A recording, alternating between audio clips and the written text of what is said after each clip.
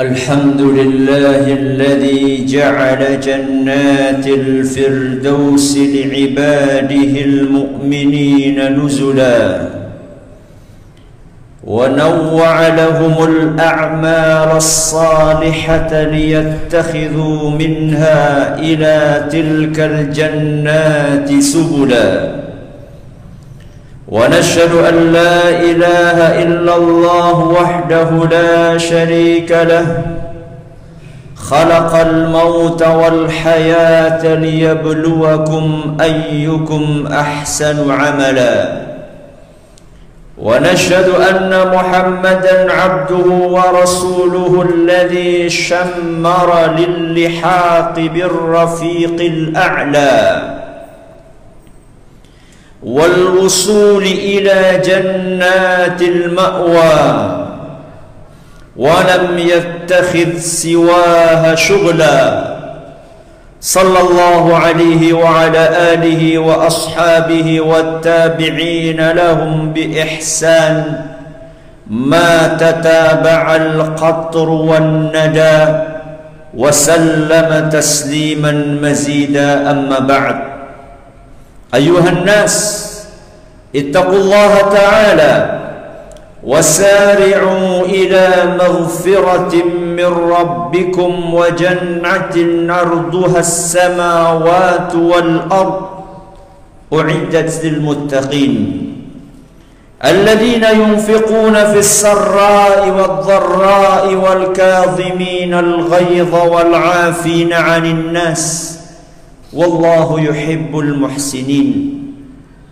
والذين إذا فعلوا فاحشة أو ظلموا أنفسهم ذكروا الله فاستغفروا لذنوبهم ومن يغفر الذنوب إلا الله ولم يصروا على ما فعلوا وهم يعلمون أولئك جزاؤهم مغفرة من ربهم وجنات تجري من تحتها الأنهار خالدين فيها ونعم أجر العاملين. Jamaah Jumat rahimakumullah, marilah kita tingkatkan ketakwaan kita kepada Allah Subhanahu wa taala dengan ketakwaan yang sebenar-benarnya, yaitu dengan mengamalkan apa yang diperintahkan oleh Allah Subhanahu wa taala dan oleh Rasulnya sallallahu alaihi wasallam, serta menjauhi apa yang dilarang oleh Allah Azza wa Jalla dan oleh Rasulnya sallallahu alaihi wa ala alihi wa sahbihi wasallam. Jamaah Jumat yang dirahmati oleh Allah, apabila anak-anak kita ditanya tentang cita-citanya, niscaya jawaban mereka akan sangat beragam.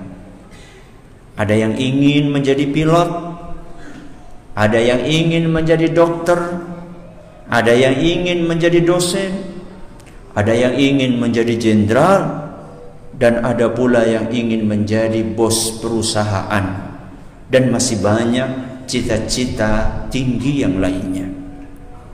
Tidak heran apabila begitulah jawaban mereka, sebab hampir setiap hari mereka selalu mendapatkan nasihat, nak, gantungkanlah cita-citamu setinggi langit. Akan tetapi, pernahkah kita mendidik anak-anak kita untuk memiliki cita-cita yang lebih tinggi, cita-cita yang lebih tinggi dibandingkan berbagai cita-cita yang tadi kita dengarkan? Apa cita-cita yang tertinggi? Dan bagaimana pula jalan untuk meraih cita-cita tertinggi tersebut? Sebelum menjawab berbagai pertanyaan tadi, mari kita dengarkan sebuah kisah menarik berikut ini. Kisah ini menceritakan tentang seorang pria dari kalangan sahabat Rasul sallallahu alaihi wasallam yang bernama Rabi'ah bin Ka'ab al-Aslami radhiyallahu anhu. Rabi'ah adalah seorang yang sangat fakir. Saking miskinnya dia tidak punya rumah, sehingga dia pun biasa tidur di emper Masjid Nabawi. Akan tetapi Rabi'ah ini senantiasa mengisi waktunya untuk berkhidmat kepada Nabi sallallahu alaihi wasallam, membantu urusan Nabi sallallahu alaihi wasallam dan seterusnya. Kita akan dengarkan kisah lengkapnya langsung dari sang pelaku sejarah, yaitu Rabi'ah sendiri. Beliau bertutur, "Dahulu aku biasa melayani Rasulullah sallallahu alaihi wasallam. Aku menyelesaikan dan memenuhi seluruh keperluannya sepanjang siang sampai beliau selesai menunaikan salat Isya. Kemudian saat beliau masuk ke rumahnya, aku pun duduk di sisi luar pintu rumah beliau. Aku katakan, siapa tahu tengah malam Nabi sallallahu alaihi wasallam ada keperluan, aku sudah siap sedia di samping pintu rumah Nabi sallallahu alaihi wasallam." Rabi'ah bercerita, "Aku dengarkan dari luar Nabi SAW berzikir, subhanallah, subhanallah, subhanallah wa bihamdi, sampai akhirnya aku merasa lelah. Kemudian aku pulang atau aku ketiduran di depan pintu rumah Nabi SAW. Hari berganti hari, minggu berganti minggu, bulan berganti bulan, tahun berganti tahun. Nabi SAW melihat betapa semangat dan kesungguhanku di dalam membantu dan melayani beliau. Sampai datanglah suatu hari, Nabi SAW berkata kepada Rabi'ah, "Wahai Rabi'ah, mintalah sekehendakmu. Aku akan beri apapun permintaanmu." Sebuah pertanyaan yang di luar perkiraan Rabi'ah, dan beliau pun belum siap untuk menjawab pertanyaan itu. Maka Rabi'ah pun berkata, "Wahai Nabi, izinkan aku untuk berfikir. Izinkan aku untuk berfikir beberapa saat untuk memberikan jawaban atas pertanyaanmu ini. Besok-besok aku akan sampaikan jawabannya." Maka kemudian Rabi'ah pun menyendiri. Beliau berfikir, seandainya aku minta sesuatu yang sifatnya duniawi, dunia ini fana dan sebentar juga akan habis. Masalah rizki sudah ditanggung sama Allah subhanahu wa ta'ala, dan pasti aku akan mendapatkan jatah rizkiku sempurna, tidak ada yang berkurang. Wah, kalau begitu aku harus minta sesuatu yang lebih mahal dibandingkan sesuatu duniawi. Kalau aku minta rumah, nanti juga aku tinggal saat aku mati. Kalau aku minta harta, nanti juga akan habis. Aku harus minta sesuatu yang sifatnya ukhrawi. Aku tahu persis bahwa Nabi SAW punya kedudukan yang mulia di sisi Allah, dan permintaan Nabi SAW pasti akan dikabulkan sama Allah. Ketemulah dia ide. Keesokan harinya beliau bertemu dengan Nabi SAW. Begitu bertemu, maka Nabi SAW langsung berkata, Rabi'ah, apa permintaanmu? Maka Rabi'ah pun berkata, "Ya Rasulullah, as'aluka an tashfa'a li ila rabbika fayu'tiqani minan nar." Wahai Rasul, permintaanku, tolong nanti di akhirat berikanlah syafaatmu untukku agar aku bisa terbebas dari api neraka. Di dalam Sahih Muslim disebutkan bahwa Rabi'ah berkata, as'aluka murafaqataka fil jannah. Wahai Rasul, permintaanku, mohon aku bisa menemanimu di surga. Permintaanku, aku ingin menemanimu di surga. Subhanallah. Mendengar jawaban dari Rabi'ah ini, maka Nabi SAW bertanya, wahai Rabi'ah, siapa yang ngajari kamu minta itu? Kata Rabi'ah, demi Allah wahai Rasul, gak ada satu orang pun yang mengajariku minta ini. Aku cuma berpikir, kalau aku minta sesuatu yang sifatnya duniawi, dunia itu fana, sebentar juga habis, akan aku tinggalkan. Maka aku minta sesuatu yang abadi, yang kekal. Itulah yang aku minta kepadamu wahai Nabi. Aku ingin masuk surga bersamamu dan terselamatkan dari api neraka. Maka begitu melihat ketegasan dan kesungguhan dari Rabi'ah, Nabi SAW berkata, inni fa'il, aku akan kabulkan permintaanmu wahai Rabi'ah. Akan tetapi, kata Nabi, a'inni ala nafsika bikathratis sujud, bantu aku wahai Rabi'ah untuk merealisasikan cita-citamu ini dengan cara perbanyaklah engkau sujud kepada Allah Subhanahu wa ta'ala. Hadis riwayat Ahmad, dan hadis ini nyatakan hasan oleh para muhakkik kitab Musnad. Sidang Jumat rahimakumullah. Itulah cita-cita tertinggi seorang muslim. Cita-cita tertinggi seorang muslim adalah selamat dari api neraka dan bisa menikmati surga yang luasnya melebihi luasnya langit dan bumi.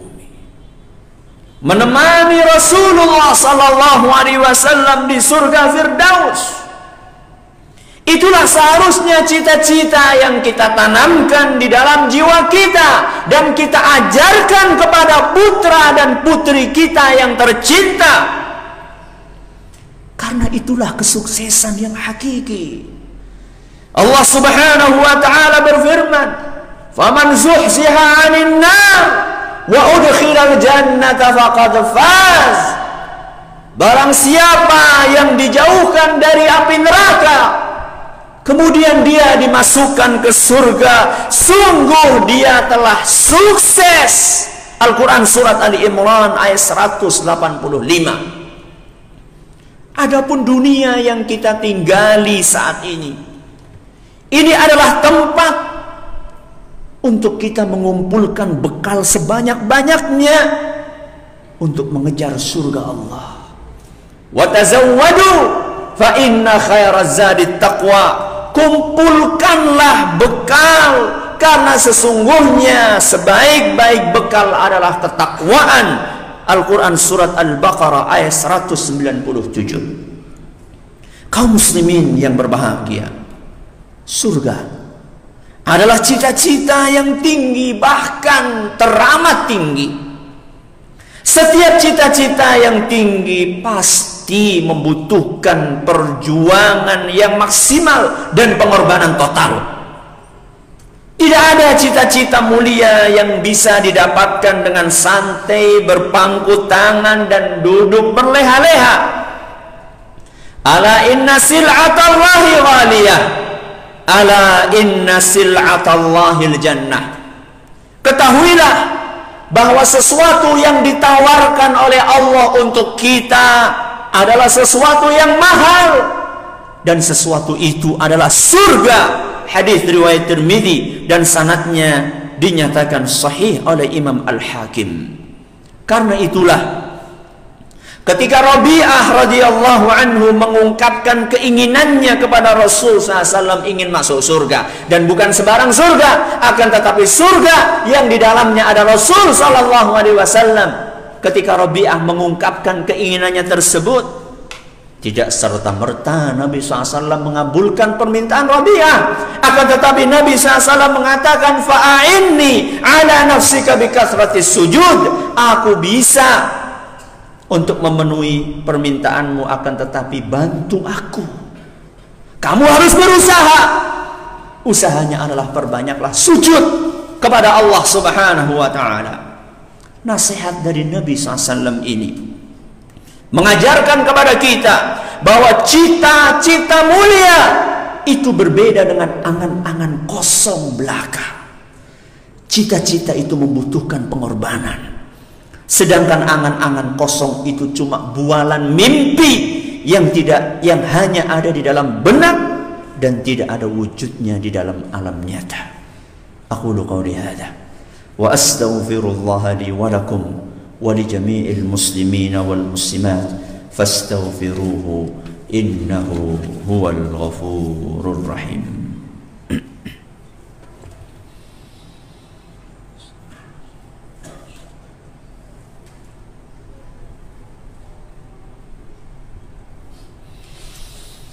Alhamdulillahi wahdah, wassalatu wassalamu ala man la nabiyya ba'dah, wa ala alihi wa sahbihi wa man ittaba hudah ila yaumil qiyamah, amma ba'd. Jamaah Jumat rahimakumullah, Allah membantu kita untuk meraih cita-cita tertinggi tersebut. Allah membantu kita dengan membekali masing-masing dari kita potensi yang berbeda-beda. Tergantung apakah kita berhasil memanfaatkan potensi tersebut atau tidak.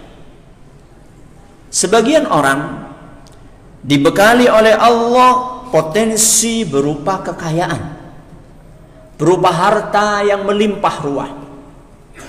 Maka beruntunglah orang-orang yang berhasil memanfaatkan kekayaannya untuk membeli surga Allah.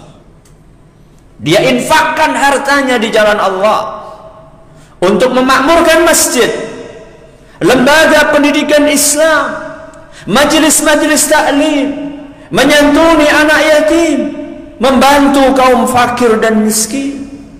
Innallaha ashtara minal mu'minina anfusahum wa amwalahum bi anna lahumul jannah. Sesungguhnya Allah membeli dari orang-orang yang beriman nyawa mereka dan harta mereka. Kemudian Allah berikan kepada orang-orang yang beriman tersebut surga. Al-Quran surat At-Taubah ayat 111.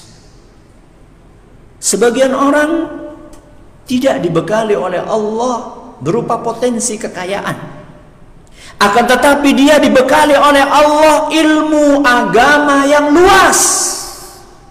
Maka beruntunglah seandainya orang-orang tersebut selalu mensedekahkan ilmunya tanpa lelah, siang dan malam tanpa bosan berdakwah, mengajak umat manusia ke jalan Allah yang lurus, sehingga ilmu tersebut mengalirkan pahala yang begitu deras kepada dia selama ilmu tersebut masih bermanfaat.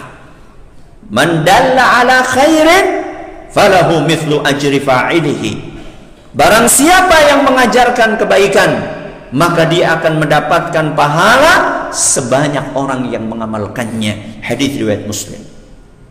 Ada sebagian orang tidak diberi oleh Allah potensi kekayaan, juga tidak diberi ilmu agama, akan tetapi dia diberi oleh Allah amanah berupa jabatan. Dia diberi oleh Allah amanah berupa kekuasaan. Maka beruntunglah apabila dia memanfaatkan kekuasaan tersebut untuk mensejahterakan rakyatnya. Bukan hanya kesejahteraan jasmani, akan tetapi juga kesejahteraan rohani. Rasulullah sallallahu alaihi wasallam mengingatkan, kullukum ra'in wa kullukum mas'ulun an ra'iyatih. Masing-masing dari kalian adalah pemimpin dan semua akan ditanya tentang rakyatnya. Al-imamu ra'in wa huwa mas'ulun an ra'iyatih. Penguasa adalah pemimpin dan dia akan ditanya tentang rakyatnya. Hadis riwayat Bukhari dan Muslim. Ada orang harta tidak punya, ilmu agama sedikit, kekuasaan juga tidak punya. Akan tetapi orang ini dibekali oleh Allah fisik yang sehat dan tenaga yang kuat. Beruntunglah orang-orang ini apabila dia memanfaatkan kelebihan fisiknya tersebut untuk beribadah dengan tekun, berjuang membela agama Allah, menolong orang-orang yang membutuhkan bantuan tenaganya. Imam Malik rahimahullah pernah berpesan, innallaha qasamal a'mala kama qasamal arzaq. Allah itu membagi-bagi amalan kepada manusia seperti Allah membagi rizki kepada mereka. Farubba rajulin futiha lahu fis salati wa lam yuftah lahu fis shaum. Ada sebagian orang dia kuat untuk sholat sunnah lama, tapi dia tidak kuat untuk puasa sunnah. Berarti pintu surga dia ada di dalam sholat. Wa akhar futiha lahu fis sadaqati wa lam yuftah lahu fis shaum. Ada sebagian orang dia punya potensi kekayaan sehingga dia bisa rajin sedekah. Akan tetapi dia tidak mampu puasa sunnah lama-lama. Berarti pintu surganya ada dalam sedekah. Wa akhar futiha lahu fil jihad. Dan ada orang yang pintu surganya adalah lewat jihad, berjuang di jalan Allah. Maka manfaatkanlah potensi kita masing-masing untuk mengejar surga Allah subhanahu wa ta'ala. Ala wa sallu wa sallimu rahimakumullah ala al-hadi al-bashir was-siraj al-munir kama amarakum bidhalika al-latiful khabir faqala fi muhkam at-tanzil inna Allah wa malaikatahu yusalluna ala an-nabi ya ayyuhalladhina amanu sallu alaihi wa sallimu taslima. Allahumma salli على محمد وعلى آل محمد كما صليت على إبراهيم وعلى آل إبراهيم إنك حميد مجيد. اللهم بارك على محمد وعلى آل محمد كما باركت على إبراهيم وعلى آل إبراهيم إنك حميد مجيد. ربنا ظلمنا أنفسنا وإن لم تغفر لنا وترحمنا لنكونن من الخاسرين. ربنا لا تزغ قلوبنا بعد إذ هديتنا وهب لنا من لدنك رحمة إنك أنت الوهاب. ربنا آتنا في الدنيا حسنة وفي الآخرة حسنة وقنا عذاب النار. وصلى الله على نبينا محمد وعلى آله وصحبه ومن تبعهم بإحسان إلى يوم الدين. وآخر دعوانا الحمد لله.